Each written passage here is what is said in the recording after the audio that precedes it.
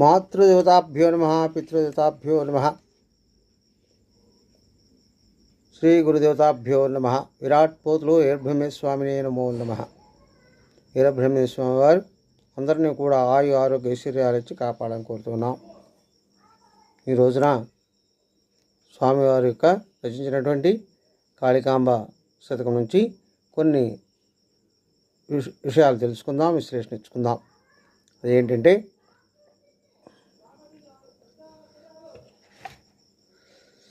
కందిమల్లేపల్లి అనే గ్రామంలో అతి పవిత్రమైనటువంటి యోగ్యమైనటువంటి జ్ఞానులకు, సాధు సంతులకు, యోగులకు, రాజయోగులకు, మోక్షగాములకు అనుకూలమై ఉన్నదట. అలాంటి అది కొండల మధ్యలో ప్రకృతి రమణీయంగా ఉంది.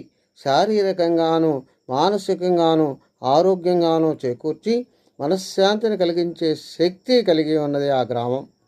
అటువంటి గ్రామ ప్రాంతంలో స్వాముల వారు గోవిందమాంబతో కలిసి స్థిరంగా అక్కడ ఉన్నారట. రాజయోగాన్ని ప్రారంభిస్తూ ఈ ప్రాంతాన్ని దర్శించిన వారందరూ కూడా పునీతులవుతారని తెలియచేస్తూ ఉన్నారు.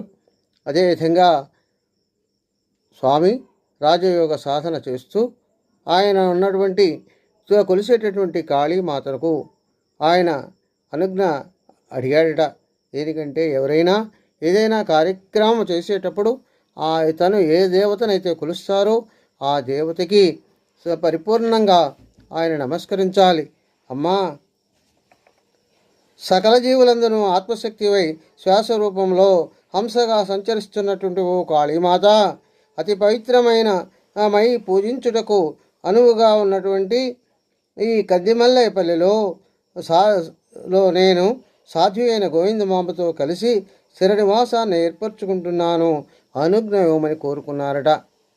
అలా కోరుకొని ఆయన అక్కడ రాజయోగంతో సాధన చేస్తూ ఆయన గృహస్థాశ్ర ధర్మాన్ని పాటిస్తూ ఉన్నారని తెలియజేస్తుంది.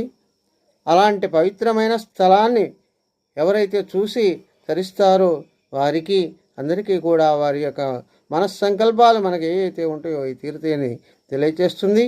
స్వస్తి సర్వే జనా సుఖినో భవంతు. ఓం శాంతి శాంతి శాంతి.